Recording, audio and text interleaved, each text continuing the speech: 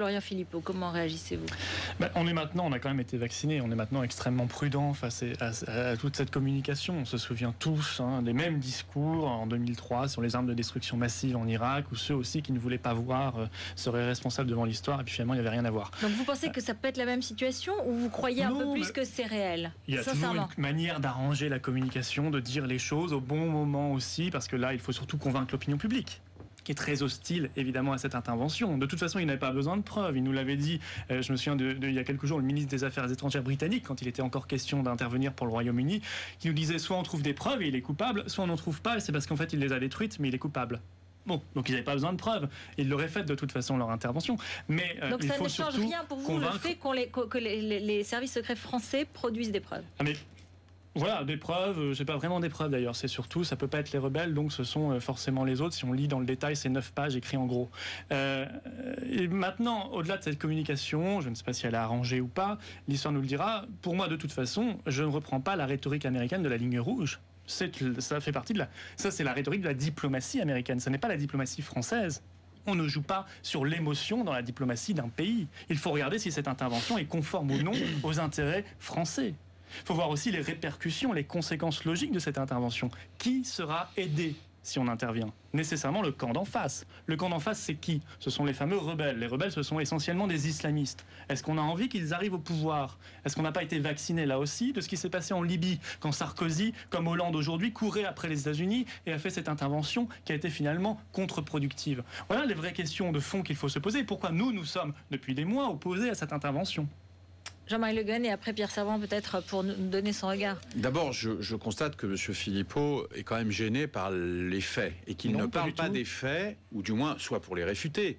Mais en tout cas, vous dites on nous a déjà menti, donc bon, non. On n'a jamais cru, ni vous ni moi n'avons jamais cru. Je sais bien, voilà. Mais ni vous ni moi n'avons jamais cru. Deuxièmement, vous êtes évidemment vous avec un point de vue effectivement très en amont, parce que finalement vous avez des liens historiques avec le parti Baas, avec M. Assad, comme vous l'aviez. Vous me l'apprenez. Comme vous l'aviez. Je vous l'apprenais, mais je suggère que tout le monde regarde un petit peu vos liens, comme vous les aviez avec Saddam Hussein.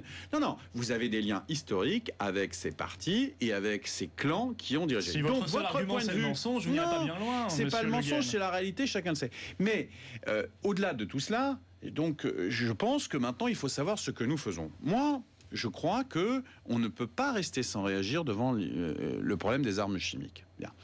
Faut-il aller intervenir directement en Syrie? Il y a des arguments pour, à l'évidence, le problème de la dissémination, la non-réaction par rapport à des événements extrêmement graves. Il y a des éléments contre, la difficulté d'intervenir, le fait que, sans aucun doute, la situation en Syrie est complexe, qu'il y a des éléments tout à fait dangereux dans l'opposition, comme il y a aussi un pouvoir qui est absolument dictatorial et terroriste. Il a tué un ambassadeur de France, ce pouvoir, il y a quand même une vingtaine d'années, il lui a fait exploser à Beyrouth. Oui, ce sont des terroristes. Il a été réhabilité par Sarkozy. Mais en ça, 2008, c'est peut-être votre problème. Mais réhabilité, pour moi, il ne l'a jamais été. À l'époque, je n'ai pas trouvé que Bachar el-Assad était fréquentable. Donc, nous sommes dans une situation où il y a des éléments pour et des arguments contre. Moi, je veux bien que ce débat sur l'intervention ait lieu. En tout état de cause, maintenant nous sommes dans une situation, on va peut-être débattre de savoir quelle est la position de la France.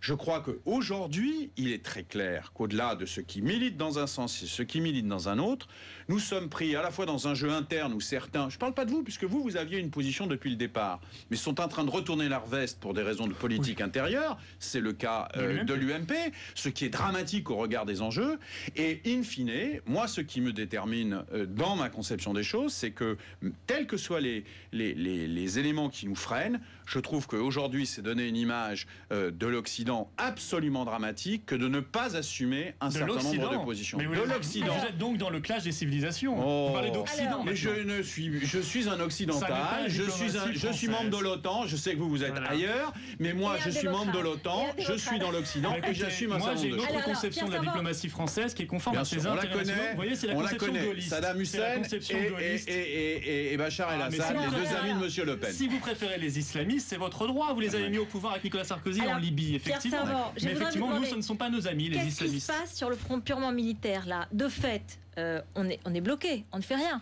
Donc qu'est-ce qu'il fait Bachar al-Assad? Est-ce qu'il est en train de déplacer toutes ces installations? Il gagne du temps. Est-ce que ce ralentissement des choses, qu'il y a 3 jours, l'intervention était imminente et maintenant elle est reportée au calendrier grec? C'est après le vote du Congrès, il y aura peut-être un vote du Parlement français, on va en parler dans un instant. Tout ça, ça reporte. Donc qu'est-ce qui se passe? C'est certain que dans un premier temps, ça donne des points à Bachar el-Assad et à ses alliés. C'est très clair que notamment le discours d'Obama qui m'a sidéré, je suis resté scotché dans mon fauteuil, surtout en entendant les deux parties. La première, c'est horrible, on y va, l'histoire, etc. Puis la deuxième, au fait, je vais passer par le Congrès dont on sait qu'il est majoritairement contre. Il y avait un petit problème. Juste un mot quand même, pourquoi je pense que la France est crédible aujourd'hui? Elle est crédible parce qu'elle n'a pas menti en 2003.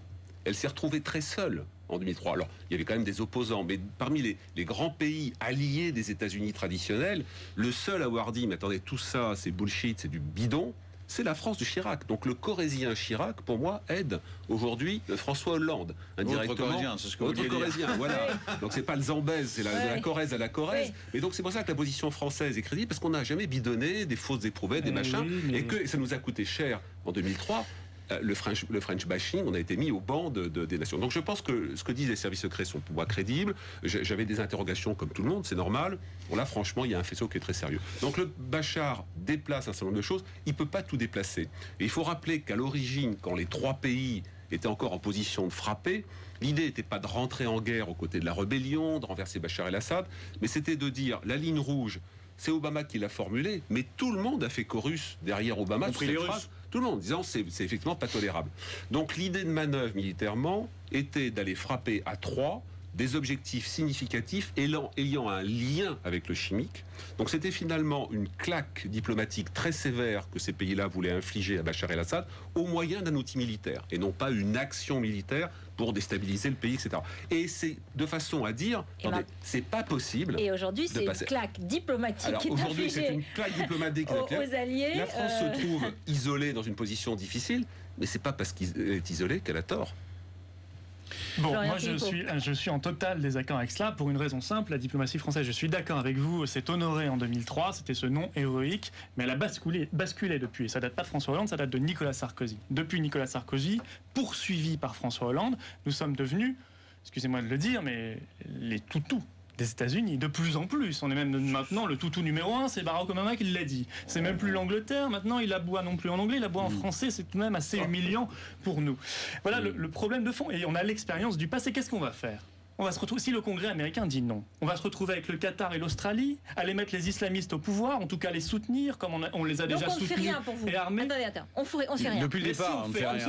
Alors non mais attendez, on se pose une ligne de conduite. Soit la diplomatie française maintenant raisonne sur l'émotion, et alors elle va intervenir aussi pour sauver les chrétiens du Nigeria qui sont... On ne fait rien. Non, je finis ma phrase, sinon on ne comprend rien.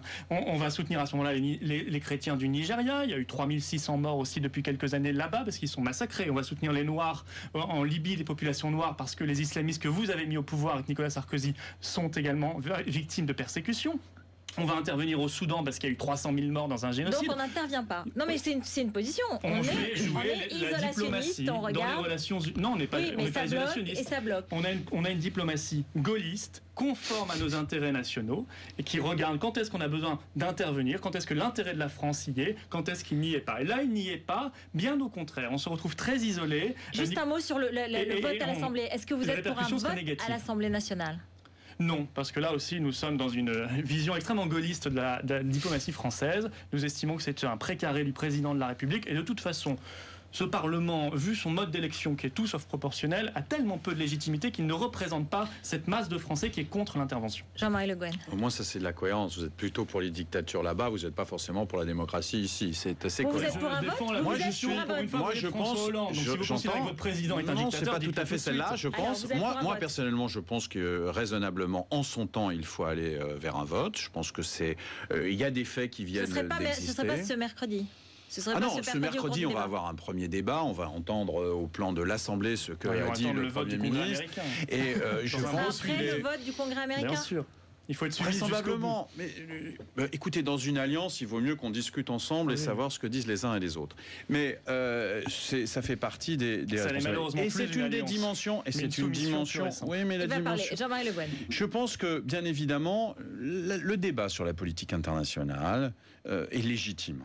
Je pense qu'il faut que nous ayons un débat au fond. Je pense qu'il y a eu effectivement...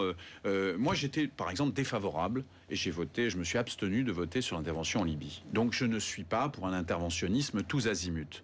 Je pense qu'il faut le réserver à des cas particuliers et à des zones particulières. Je pense que nous avons eu raison d'intervenir au Mali. Et je pense que François Hollande a eu raison d'intervenir au Mali. Et on a chassé les islamistes, là on veut les mettre au pouvoir. Il nous reste 30 secondes. C'est peut-être un petit peu simpliste, un tout petit peu simpliste. Donc je dis simplement qu'au-delà de la révision légitime, du débat légitime de notre politique étrangère, je pense qu'effectivement, on ne peut pas être hyper interventionniste en tout cas, mais là nous sommes dans un cas particulier, à la fois en raison de la ligne rouge qui a été franchie et en raison des positions qui ont été prises par les Occidentaux. Et à partir de ce moment-là, je crois que ce serait la plus mauvaise des choses que de ne rien faire. Et donc, tout en comprenant beaucoup les réserves et la nécessaire évolution de notre réflexion sur les positions internationales, je pense que ne pas aujourd'hui permettre, si les alliés le veulent, et si le gouvernement français, si le président français nous le demande, d'aller dans ce sens, je pense que ce serait prendre une responsabilité historique d'un recul dans la plus grande difficulté des Occidentaux. Je ne nous le souhaite pas. Et quand je dis les Occidentaux, c'est tout simplement les démocraties. On se croirait. Eh bien, je pense que 2003 il faudrait... Écoutez, vous avez un discours néoconservateur totalement. Merci beaucoup. Intégralement. Merci beaucoup. Merci. Et donc vous voterez, s'il y a un débat, vous voterez pour une intervention. Pour les raisons que je vous ai dites, c'est-à-dire qu'au point où nous en sommes, je pense que ce que nous propose le Front National et ce que semble nous proposer d'ailleurs par Couardise l'UMP, c'est vraiment c'est un recul sans aucune perspective et un recul en mauvais ordre. Voilà. Merci Pierre Savard, merci à tous les deux, merci à tous les trois bien sûr.